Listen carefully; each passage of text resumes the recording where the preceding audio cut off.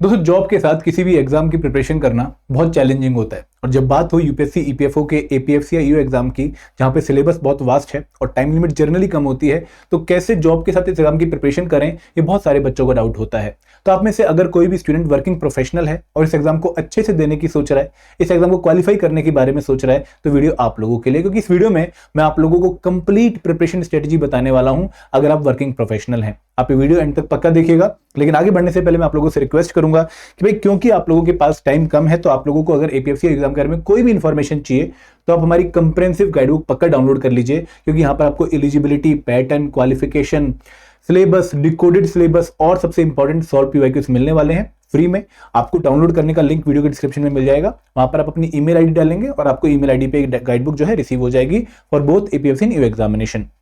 तो हमारा जो आज का टॉपिक है वो है preparation strategy for APFC examination for working professional, कि भाई किस तरीके से लिमिटेड टाइम में आप इस एग्जाम की अच्छी प्रिपरेशन कर सकते हैं by managing your personal and professional responsibility. ये मैं आपको समझाना चाहूंगा और आप इस वीडियो को एंड तक पक्का देखिए, क्योंकि यहां पर हम बहुत सारे इंपॉर्टेंट पॉइंट्स को डिस्कस करने वाले हैं।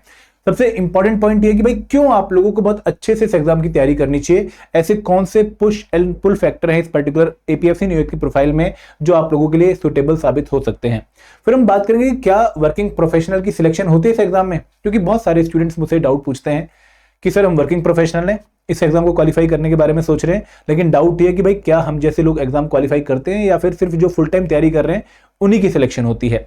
फिर दोस्तों हम बात करेंगे कि क्या वर्किंग प्रोफेशनल के पास इस टाइम की एपीएफसी एग्जाम साइकिल के लिए इनफ टाइम है प्रिपरेशन करने के लिए।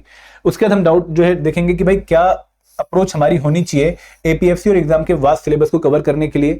हम टाइम मैनेजमेंट का जो सबसे बड़ा चैलेंज हम लोगों के सामने है उसको किस तरीके से डील करें, फिर हम क्या स्टडी प्लान फॉलो करें, फिर हम कैसे अपनी कंसिस्टेंसी को मेंटेन करें इन एपीएफसी एंड ईओ प्रिपरेशन, क्योंकि सबसे बड़ा चैलेंज जो टाइम मैनेजमेंट के बाद एक वर्किंग प्रोफेशनल फेस करता है वो है कंसिस्टेंसी का।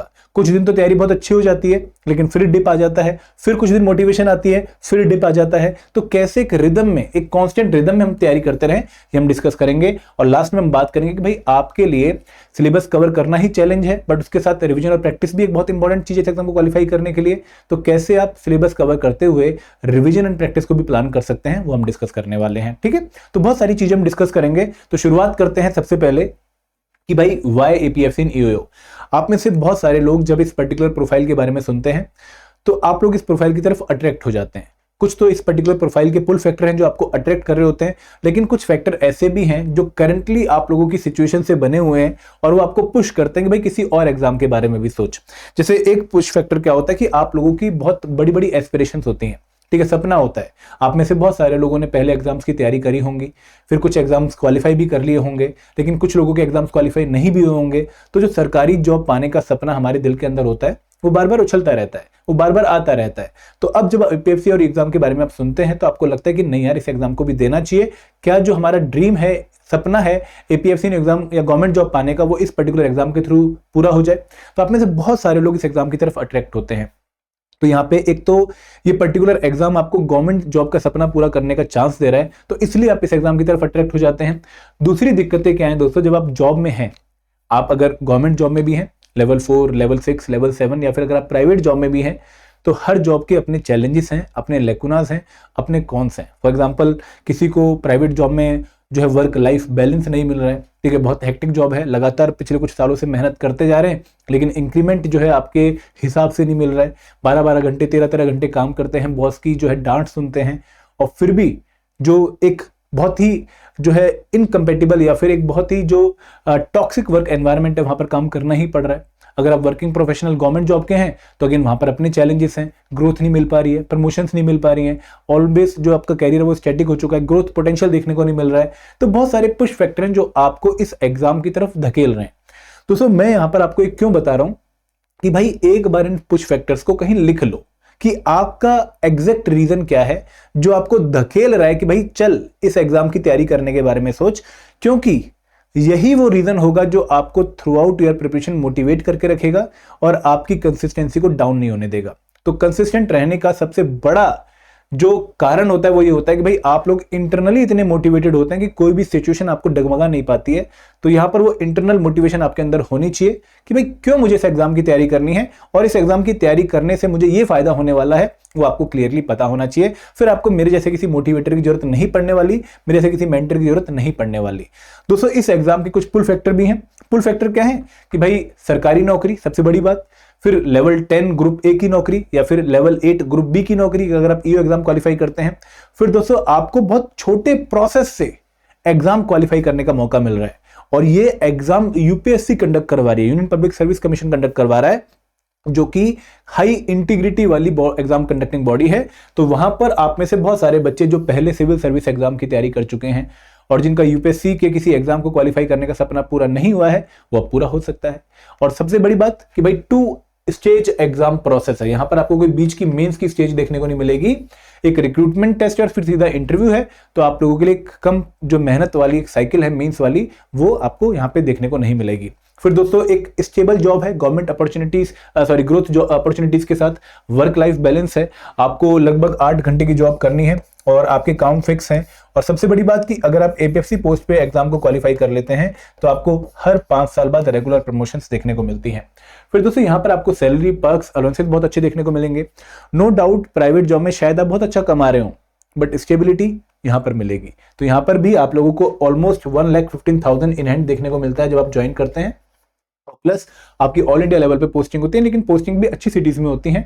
तो यहाँ पर आप लोगों को एक अच्छी लाइफ देखने को मिलेगी जब आप इस एग्जाम को क्वालिफाई करते हैं। तो these factors are attracting you. अब यहाँ पर जो भी रीजन है आपको क्लियरली पता होना चाहिए ताकि आप उसको मोटिवेशन बना के इस एग्जाम की तैयारी लगातार करते रहें। अब दोस्तों सेकंड क्वेश्चन ये था कि क्या वर्किंग प्रोफेशनल इस एग्जाम को क्वालिफाई करते हैं। देखो एक ने नहीं किया, बहुत लोगों ने किया। मैं आपके सामने बहुत सारे एग्जाम्पल पेश करना चाहूंगा। ठीक है, यहाँ पर पिछली बार के 2023 के, अभी 2025 का रिजल्ट नहीं आया है, ऑल इंडिया रैंक 1 सचिव Nehra sir, he was working professional जब इन्होंने एपीएफसी एग्जाम में रैंक 1 हासिल किया था। और काफी अच्छी जॉब थी इनकम टैक्स ऑफिसर की और लगभग 7-8 घंटे की जॉब प्रोफाइल थी। तो अगेन उसके साथ प्रिपरेशन करना वॉज वेरी डिफिकल्ट, इन्होंने किया है। फिर दोस्तों डीआरडीओ में साइंटिस्ट थे, ठीक है, हमारे दोस्त जो है आशीष, इन्होंने एग्जाम क्वालिफाई किया विद जॉब। फिर हमारे पास जयदेवी मैडम थी जिन्होंने अगेन मैरिज, फेलियर, जॉब सब कुछ के साथ मैनेज करते हुए एपीएफसी एग्जाम में बहुत अच्छा परफॉर्मेंस दिया। फिर हमारे ऑफिस के निशांत ओझा सर, जो हमारे ऑफिस में हमारे साथ ही एक जो है टीचर थे, मेंटर थे, 2023 तक इन्होंने बच्चों को गाइड किया है। और दोस्तों लगभग हमारे ऑफिस में आपको 10-11 घंटे की जॉब देखने को मिलेगी अगर आप एक सीनियर मेंटर हैं। तो यहाँ पर उस जॉब के साथ इन्होंने एपीएफसी एग्जाम में रैंक 49 हासिल किया था।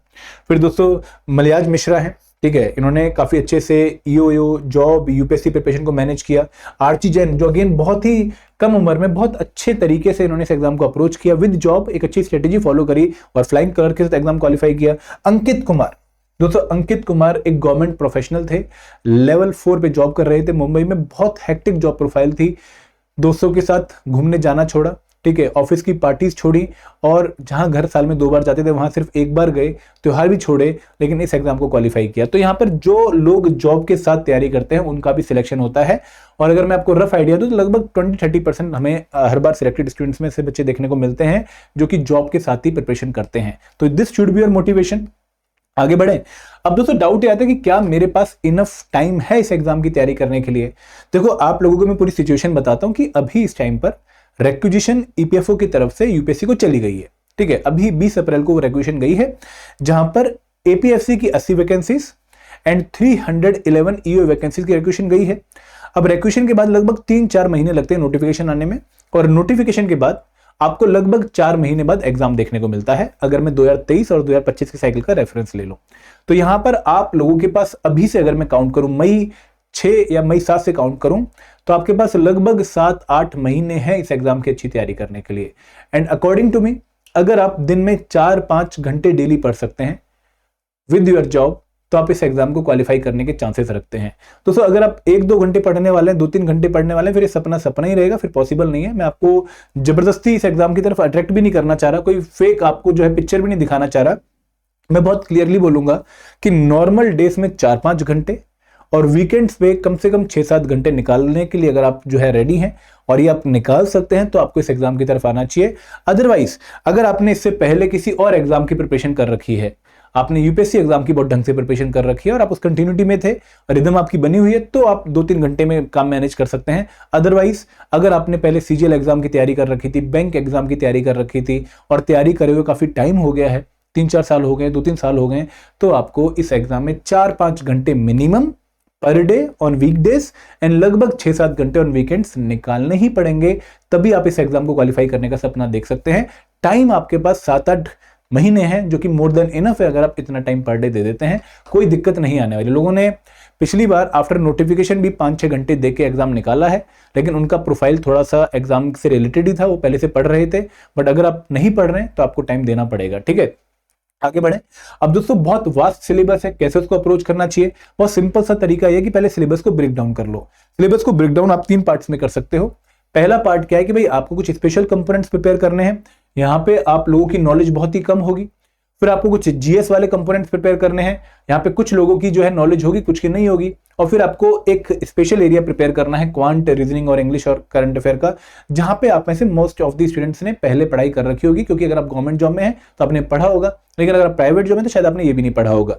तो यहाँ पे मेरी आपको सलाह यह है कि जो मैं आपको पोर्शन में बताऊंगा, यह है क्वांट, रीजनिंग, इंग्लिश और स्टैट का, ठीक है। स्टैटिस्टिक्स यहाँ पे एक इंपॉर्टेंट कंपोनेंट है। एग्जाम में यहाँ से लगभग आपको 35+ क्वेश्चन देखने को मिलेंगे। यहाँ पे करंट अफेयर और जीएस के सब्जेक्ट हो गए, Indian culture, heritage, freedom movement, culture और मॉडर्न हिस्ट्री प्रिपेयर करनी पड़ती है, डेवलपमेंटल इश्यूज प्रिपेयर करना पड़ता है, पॉलिटी प्रिपेयर करना पड़ता है, Indian economy and knowledge of computer science and general science. तो यहाँ से एग्जाम में आपको अराउंड 55+ क्वेश्चन देखने को मिलेंगे। और तीसरा एरिया है accountancy, auditing, IR and labour law, insurance, social security and basic knowledge of computer application. ये दोनों जगह आ गए, बट आप इसको यहाँ पे काउंट कर लीजिए, क्योंकि यहाँ पे जीएस का पार्ट ही नहीं बनेगा। यहाँ पे आप क्वेश्चन 45+ कर लीजिए, तो आपको यहाँ से अगेन 40 के आसपास क्वेश्चन देखने को मिलेंगे।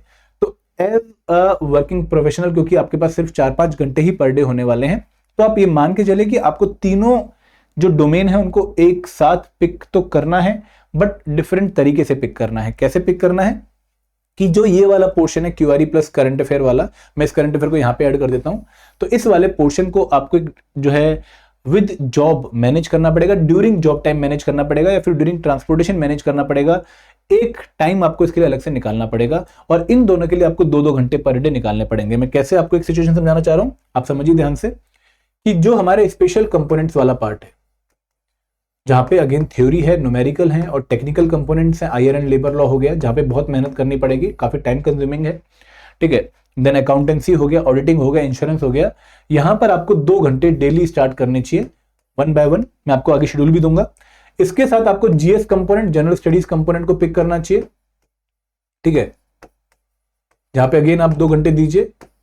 और अगर इसमें आप जो है पहले क्यूआरई पिक कर रहे हैं, वो भी पिक कर सकते हैं शेड्यूल के हिसाब से। लेकिन जो करंट अफेयर का टाइम है, 30 मिनट्स का जो टाइम है करंट अफेयर का, वो आपको ड्यूरिंग जॉब ही निकालना पड़ेगा। आप जॉब पे जाके जो है न्यूज़पेपर पढ़िए, या फिर ट्रांसपोर्टेशन के टाइम पे न्यूज़पेपर पढ़िए। और अभी एग्जाम की नोटिफिकेशन आने तक आपको न्यूज़पेपर ही पढ़ने चाहिए, जहां पर आप एग्जाम के जो सिलेबस के टॉपिक्स हैं उनसे रिलेटेड न्यूज़ को पक्का पढ़िए, ठीक है। मैं आगे इसको और भी डिटेल में डिस्कस कर लेता हूं। अभी हम आगे बढ़ते हैं दोस्तों। सेल्फ स्टडी और कोर्स, ये भी बहुत बच्चों का डाउट होता है कि सर क्या मुझे कोर्स लेना चाहिए या फिर मुझे सेल्फ स्टडी के थ्रू तैयारी करनी चाहिए। देखो, हर चीज के अपने प्रोज एंड कॉन्स हैं। आपको सेल्फ स्टडी में काफी डीप में जाने का मौका मिलता है, काफी अच्छे से पढ़ने का मौका मिलता है। और दिक्कत बस ये आती है सेल्फ स्टडी में कि आपको सारी चीजें खुद से इकट्ठी करनी पड़ रही होती हैं, और आपको कई बार ये डिसाइड करना मुश्किल हो जाता है कि किस टॉपिक पे किस डेप्थ में जाए, कहां पर रुकें, किस चीज को प्रायोरिटाइज करें, किस कंटेंट को कितना कवर करें, किस डेप्थ तक कवर करें। वो बाउंड्री बनानी सिलेबस की कई बार डिफिकल्ट होती है जब आप सेल्फ स्टडी में तैयारी कर रहे होते हैं। लेकिन फायदा यह कि भाई आप काफी डीप में पढ़ लेते हैं। और अगर कोर्स की बात करें तो कोर्स का सबसे बड़ा फायदा यही है कि भाई एक तो डिसिप्लिन बन जाता है, और सारा कंटेंट एग्जाम की रिक्वायरमेंट के हिसाब का एक जगह पे मिल जाता है। ये बहुत बड़ा फायदा है आपकी कोचिंग का, अगर आप कोचिंग ले लेते हैं। और कॉन्स क्या है कोचिंग का कि भाई सामान जो है माल देना पड़ता है, पैसे देने पड़ते हैं, और कहीं ना कहीं फिर हम बंद जाते हैं, हमें बहुत डेडिकेटेड तैयारी करनी पड़ती है। बट वो कौन से एक तरह का फायदा ही है कि जब आप पैसा इन्वेस्ट कर देते हैं फिर आप टाइम भी निकालते हैं पढ़ने के लिए। तो एक और चीज होती है जो काफी जो है वर्किंग एक्सपीरियंस फील करते हैं, चैलेंज फेस करते हैं, वो है कि सर स्टार्ट कैसे करें। देखो, स्टार्ट करते टाइम मैं सिंपल सा रूल आपको ये बताऊंगा कि एक बार आपको अपने बैकग्राउंड को रिव्यू करना पड़ेगा, एक बार आपको अपना स्टेटस चेक करना पड़ेगा। कैसे रिव्यू करना पड़ेगा? आप ना सिंपल सा काम ये करिए कि आप एपीएफसी का 2025 का पेपर डाउनलोड कर लीजिए, ठीक है। और ये खासकर मैं उन बच्चों के लिए बता रहा हूं जिनको ऐसा लगता है कि हमें कुछ आता है, जिनको ऐसा लगता है कि भाई हमें कुछ नहीं आता है, we are currently at zero level. अगर हम प्रिपरेशन की बात करें, हमें क्वांट भी नहीं आता है, हमें रीजनिंग भी नहीं आता है, हमें इंग्लिश भी नहीं आता है, करंट अफेयर भी हमें नहीं आते हैं, हम ऑलमोस्ट जीरो ही हैं। तो उसके लिए तो ये पॉइंट नहीं है, उसको तो पूरा फिर कोर्स के हिसाब से या फिर सेल्फ स्टडी के हिसाब से 1 बाय 1 टॉपिक्स जो है प्रिपेयर करने चाहिए। लेकिन अगर आपको लगता है कि यार मैंने अभी 1 साल पहले तो यूपीएससी की तैयारी करी थी, अभी मैंने 6 महीने पहले तो सीजीएल एग्जाम दिया है, मैं ऑलरेडी किसी एग्जाम की तैयारी कर रहा हूँ, आरबीआई ग्रेड बी वगैरह की, तो अब मुझे कैसे स्टार्ट करना है, तो मैं ये बोलूंगा कि देखो, अगर आपने डिफरेंट एग्जाम्स की तैयारी कर रखी है तो सबसे पहले आपको सिलेबस ओवरलैपिंग चेक करनी चाहिए कि जिस एग्जाम की आप तैयारी कर रहे हैं या फिर आपने रिसेंटली तैयारी करी है, उसके कौन कौन से कंपोनेंट एपीएफसी एग्जाम या ईयू एग्जाम के सिलेबस से ओवरलैप करते हैं। मैं एक एग्जांपल देता हूं कि अगर आप आरबीआई ग्रेड बी की तैयारी कर रहे थे और आप वर्किंग प्रोफेशनल हैं, तो आपका quant, reasoning, English, current affair, ESI और एफएमए अकाउंट्स ओवरलैप कर रहा है एपीएफसी एग्जाम की प्रिपरेशन के साथ, तो आपने वो ओवरलैपिंग कंपोनेंट्स नोट कर लिए। अब उन ओवरलैपिंग कंपोनेंट्स को जो आपको लगता है कि आपने ऑलरेडी प्रिपेयर कर लिए हैं किसी और एग्जाम की प्रिपरेशन में, उनका आप एपीएफसी 2025 में जो क्वेश्चन आया हुआ था उनको सॉल्व करिए। फॉर एग्जांपल यहां पर एपीएफसी 2025 में आपको इंग्लिश के 20 क्वेश्चन देखने को मिलेंगे, क्वांट और रीजनिंग के 12 + 2 14 क्वेश्चन देखने को मिलेंगे, और करंट अफेयर के अराउंड 14 क्वेश्चन देखने को मिलेंगे, 14-16 क्वेश्चन थे, तो उनको सॉल्व करिए। देखिए कि भाई क्या आपको वो आ रहे हैं, नहीं आ रहे हैं। अब करंट अफेयर के क्वेश्चन शायद नहीं आएंगे क्योंकि वो पुराने करंट अफेयर के हिसाब से, बट क्या क्वांट इंग्लिश में कोई दिक्कत है? अगर नहीं है तो बहुत बढ़िया। क्या इकोनॉमिक्स के क्वेश्चन सॉल्व हो रहे हैं? बहुत बढ़िया, फिर आप अपने करंट एग्जाम की नॉलेज यहाँ पे यूटिलाइज कर सकते हैं।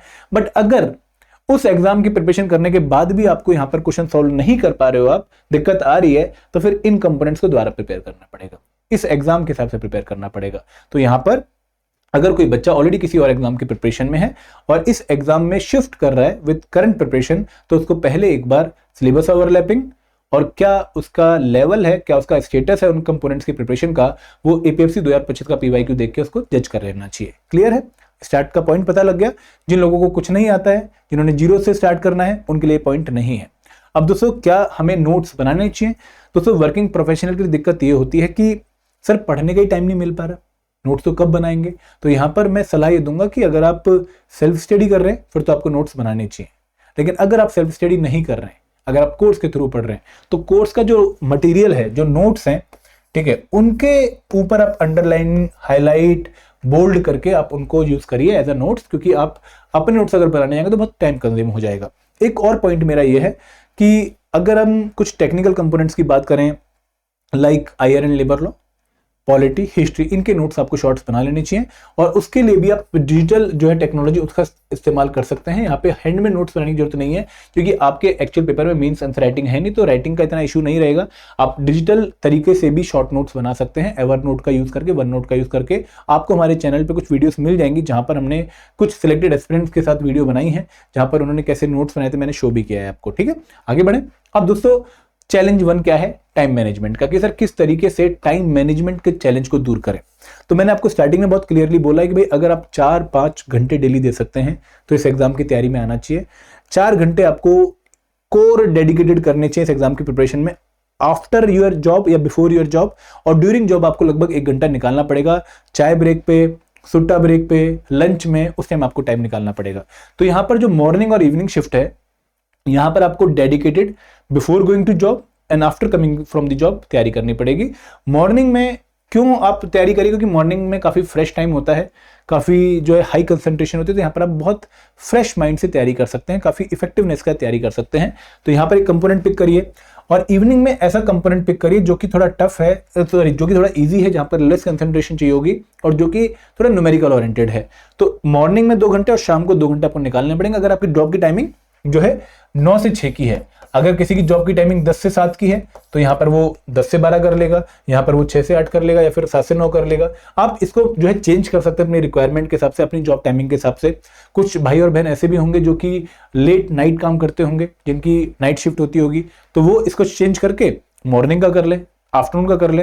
तो शिफ्ट की टाइमिंग आप डिसाइड करिए अपने तरीके से, बट 4 घंटे मिनिमम निकालने पड़ेंगे। और 4 घंटे की लगातार शिफ्ट मत रखिएगा, क्योंकि बहुत मुश्किल होता है इतनी लंबी दूरी तक आपको कंसंट्रेशन मेंटेन करना। थक जाते हैं, क्योंकि जॉब में भी थके होते हैं। तो कोशिश करिए कि 2 अलग अलग पार्ट में प्रिपेयर करें और 2 अलग अलग कंपोनेंट प्रिपेयर करें। तो यहाँ पर जैसे मैंने बताया कि मॉर्निंग में आपको एक सेट ऑफ कंपोनेंट्स प्रिपेयर करने हैं और इवनिंग में आपको other sets of component prepare करने हैं। तो मॉर्निंग में आप अकाउंटेंसी से शुरुआत कर सकते हैं, टेक्निकल कंपोनेंट है। आप में से बहुत सारे बच्चों का कॉमर्स बैकग्राउंड होगा भी नहीं, तो यहाँ पर आप इससे स्टार्ट करिए, क्योंकि टेक्निकल कंपोनेंट को फ्रेश माइंड से ही पढ़ना बेटर रहेगा। और इसके बाद इवनिंग में आप क्वांट से स्टार्ट कर सकते हैं। देखो इन दोनों ही कंपोनेंट से 10 और यहाँ से 22 क्वेश्चन एग्जाम में आएंगे, तो आपके 2 मेजर कंपोनेंट एग्जाम की प्रिपरेशन के प्रिपेयर हो गए, अच्छी बात है। फिर आप यहाँ पर मॉर्निंग में इंडियन इकोनॉमी उठा लीजिए, क्योंकि अकाउंट्स काफी टफ होगा। इसके बाद अगर आप थोड़ा इजी कंपोनेंट इंडियन इकोनॉमी उठाते हैं तो आप अकाउंट्स की रिवीजन भी इसके साथ कैरी कर पाएंगे, और इंडियन इकोनॉमी की वेटेज भी एग्जाम में बहुत ज्यादा नहीं है, तो यहां से आप 2 से 3 क्वेश्चन के लिए और प्रिपेयर कर लेंगे। लेकिन इवनिंग में आपको इंग्लिश उठाना पड़ेगा, जहां पर आप खुद को 20 क्वेश्चन के लिए प्रिपेयर कर लेंगे। तो 20 और 23, तो 23 क्वेश्चन और ऐड हो गए, 3 ऐड हो गए 23। फिर आप पिक करिए आईआर एंड लेबर लॉ, क्योंकि आपको अकाउंटेंसी का हल्का सा ब्रेक मिल गया होगा, और IR and labour law exam के लिए बहुत इंपॉर्टेंट है। यहाँ पे आईआर एंड लेबर और लेबर कोड से दोनों मिला के आपको एग्जाम में अराउंड 10 के आसपास क्वेश्चन देखने को मिलते हैं। तो इस तरीके से 1 बाय 1 आप डिफरेंट कंपोनेंट्स को प्रिपेयर करते रहिए। 2 घंटे मॉर्निंग में, 2 घंटे इवनिंग में। ये शेड्यूल आपके पास शेयर हो जाएगा हमारे टेलीग्राम ग्रुप से, आप इस पीडीएफ को डाउनलोड कर सकते हैं। आगे मैंने आपको फर्दर भी डे वाइज शेड्यूल दिया है कि भाई आपको मॉर्निंग में 1 से 35 अकाउंट्स को कैसे प्रिपेयर करना चाहिए, ये पूरा शेड्यूल आपके पास रहेगा। मैं अभी आपको समझा देता हूं। और ये शेड्यूल मैंने पहले भी बनाया था, सेम वर्किंग प्रोफेशनल को माइंड में ही रख के बनाया था, बट ये मैं आपके लिए डेडिकेटेडली शेयर कर रहा हूं। दोस्तों इस 4 घंटे के अलावा आपको 1 घंटा कम से कम डेली निकालना पड़ेगा फॉर करंट अफेयर, या फिर रिविजन और प्रैक्टिस के लिए जो आपने पढ़ लिया है।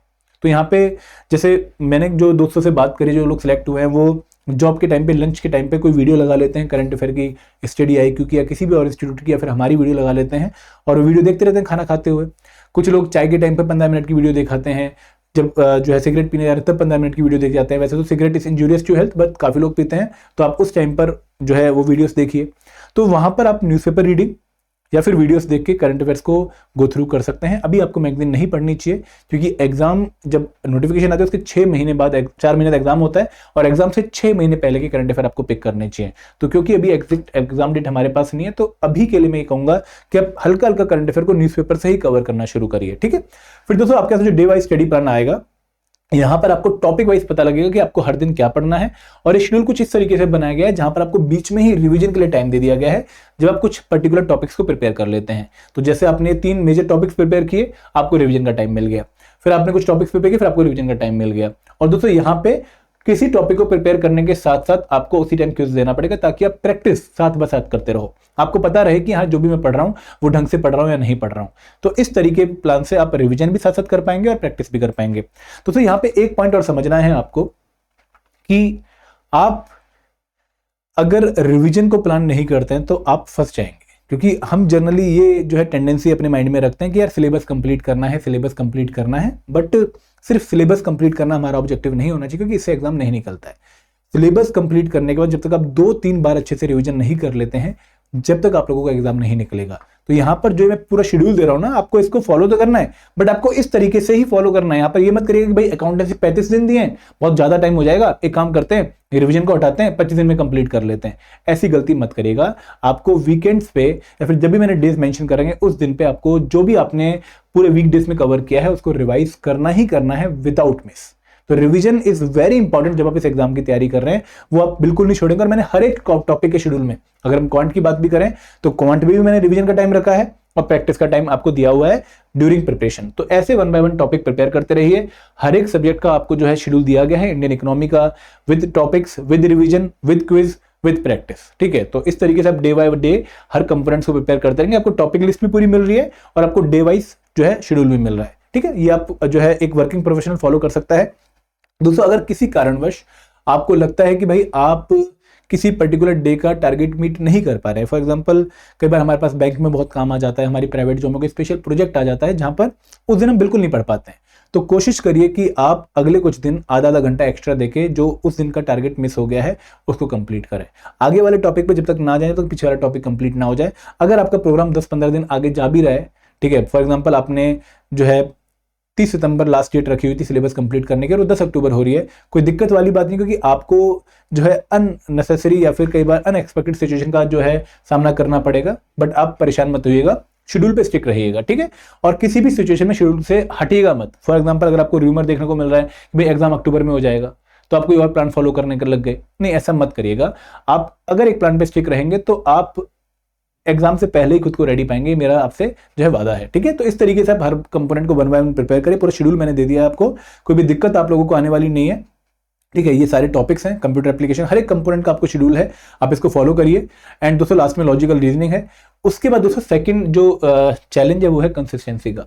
देखो इस पॉइंट में मैं थोड़ा सा स्ट्रेस इसलिए करना चाहूंगा क्योंकि जॉब में होता क्या है कि जब हम भी जॉब कर रहे हैं, जब सर ने या बॉस ने बोला कि तेरी वजह से ही कंपनी चल रही है, तू बहुत इंपॉर्टेंट रिसोर्स है मेरे लिए, तू इरिप्लेसेबल है, ठीक है, तेरे बिना मेरा कुछ नहीं हो पाएगा, उस दिन पढ़ने का मन ही नहीं करता है। उस दिन तो बल्ले बल्ले हो जाती है कि यार भाई सर ने बोल दिया, मजे हैं, अब नहीं पढ़ना मुझे, अब तो ये जॉब बेस्ट चल रही है, मेरी लाइफ सेट है एकदम। बट दोस्तों आपको अपना अल्टीमेट पर्पस याद रखना ही पड़ेगा कि भाई क्यों आप इस एग्जाम की तैयारी करें। इसलिए मैं आपको स्टार्टिंग में बोला था कि भाई जो आपका वाई है वो आपके स्टडी टेबल के सामने चिपका होना चाहिए। और एक बात आपको ये समझनी है कि इंडिया में most of the government jobs आपको 30 की एज पे क्लोज होती हुई दिखती हैं। उसके बाद आप एलिजिबल नहीं रहते हैं अगर आप जनरल कैटेगरी, ईडब्ल्यूएस कैटेगरी से बिलोंग कर रहे हैं। SC/ST वाले 5 साल की जो है रिलैक्सेशन ले लीजिए 35, और जो ओबीसी है वो 33 की एज रिलैक्सेशन ले लीजिए। बट उसके बाद कोई ऑप्शन नहीं बचता। APFC आपको एक ऑप्शन दे रहा है 35 की एज तक अप्लाई करने का, अगर आप जनरल कैटेगरी फिर ईडब्ल्यूएस कैटेगरी से हैं। तो जो आपका सपना है ना वो आपका इसी टाइम पर पूरा हो सकता है। अगर आप बाद में ये रिग्रेट नहीं करना चाहते हैं कि यार काश उस टाइम निकाल के मेहनत कर ली होती तो शायद सरकारी नौकरी मिल गई होती, या फिर आप ये रिग्रेट नहीं करना चाहते कि यार मेरे अंदर पोटेंशियल था सरकारी नौकरी पाने का बट मैंने उस टाइम ढील बरत ली, तो आपको इस एग्जाम की तैयारी पक्का करनी चाहिए ताकि आप बाद में रिग्रेट ना करो, आपको बाद में कोई दिक्कत ना हो। दूसरी बात कि भाई आपका कंपटीशन किसी फुल टाइम प्रिपरेशन करने वाले से नहीं है। ट्रस्ट में फुल टाइम प्रिपरेशन करने वाले के अपने खुद के प्रोज एंड कॉन्स हैं। टाइम बहुत है प्रिपरेशन का, लेकिन भाई फाइनेंशियल सिक्योरिटी नहीं है, सोशल प्रेशर बहुत ज्यादा है और बहुत बार फेलियर झेल चुका है, तो उसके पास तो बहुत कुछ है लूज करने के लिए, बट आपके पास नथिंग टू लूज एटीट्यूड के साथ आप अप्रोच कर सकते हैं, क्योंकि आपको पता है कि भाई मेरी ऑलरेडी फाइनेंशियल सिक्योरिटी है, सोशल प्रेशर भी नहीं, मैं तो ऑलरेडी जॉब कर रहा हूं, तो वो दिक्कत आपको नहीं आने वाली है। एंड दोस्तों यहां पे बस एक ही बात कहूंगा कि अकाउंटेबल पक्का रहेगा अपने एक्शन के लिए, तभी आप कंसिस्टेंट रह पाएंगे। अगर आप रैंडमली तैयारी कर रहे हैं कि चल आज पॉलिटी पिक कर ली, इसको पढ़ लेते हैं, 2-3 दिन बाद हिस्ट्री पिक कर ली, इसको पिक कर लेते हैं, then you are out of the race. आपको खुद को अकाउंटेबल बनाना ही पड़ेगा, तभी आप कंसिस्टेंसी मेंटेन कर पाएंगे। और इनिशियली टफ लगेगा, पहले 21 दिन बहुत टफ लगने वाला है, ठीक है, किसी के लिए भी स्टार्ट इजी नहीं रहने वाली, बट जो ये 21 दिन झेल गया पहले वाले, तो उसको अगले 6 महीने एंजॉय करने का मौका मिलेगा। तो यहां पर आप नई नॉलेज के लिए, एक नई जॉब प्रोफाइल के लिए, एक नई एस्पिरेशन के लिए तैयारी करिए, और यही आपको इंटरनली मोटिवेट करेगी और आप विदाउट ब्रेक इस एग्जाम की तैयारी करते रहेंगे। एंड दोस्तों last but not the least, practice is the key. जितना मर्जी पढ़ लीजिए, जब तक इस एग्जाम के लिए प्रैक्टिस नहीं कर रहे हैं आप एग्जाम क्वालिफाई नहीं कर रहे हैं। तो ये मेरा एक लेसन था आपको। और दोस्तों अगर आप कोर्स के थ्रू तैयारी करना चाहते हैं तो हमने एक डेडिकेटेड मास्टर कोर्स आप लोगों के लिए रेडी कर रखा है, जहां पर आप लोगों को बहुत सारी चीजें इस एग्जाम की कंप्लीट एक जगह पे मिलने वाली हैं, कंप्रेहेंसिव मिलने वाली हैं। This can be your go to course अगर आप APFC एग्जाम के लिए कंप्रेहेंसिवली हर एक कंपोनेंट को एक ही जगह पे प्रिपेयर करने के बारे में सोच रहे हैं। दोस्तों इसमें भी एनरोल करने का लिंक आपको वीडियो के डिस्क्रिप्शन में दिया गया है। यहाँ पर आपको QRE के लिए वीडियोस और चैप्टर वाइज क्विज मिलेंगे, आपको हिस्ट्री, पॉलिटी जैसे जो थ्योरेटिकल कंपोनेंट्स हैं वहाँ पर नोट्स भी मिलेंगे जिनको आप डाउनलोड कर सकते हैं, क्विज भी मिलेंगे, और आपको जो है वीडियोस भी मिलेंगी चैप्टर वाइज, टॉपिक वाइज, और फिर आपको लास्ट में full length test, weekly mentor talk session, बहुत सारी चीजें मिलने वाली हैं। तो ये एक इकोसिस्टम बनने वाला है जहां पर आप विद जॉब कम टाइम लगा के 4-5 घंटे डेली इस एग्जाम की अच्छी तैयारी कर सकते हैं। तो इस कोर्स में एनरोल करना अगर आप चाहेंगे तो लिंक आपको डिस्क्रिप्शन में मिलेगा, और कोर्स में एनरोल करने के लिए स्पेशल डिस्काउंट है 50% का। आपको कूपन कोड यूज करना है APF50, जहां पे आपको कोर्स सिर्फ 5750 का पड़ेगा। तो कोई क्वेरी है, कोई डाउट है तो आप 8146207241 पे कॉल करके अपनी डाउट्स पूछ सकते हैं। Thank you very much. जय हिंद, जय भारत।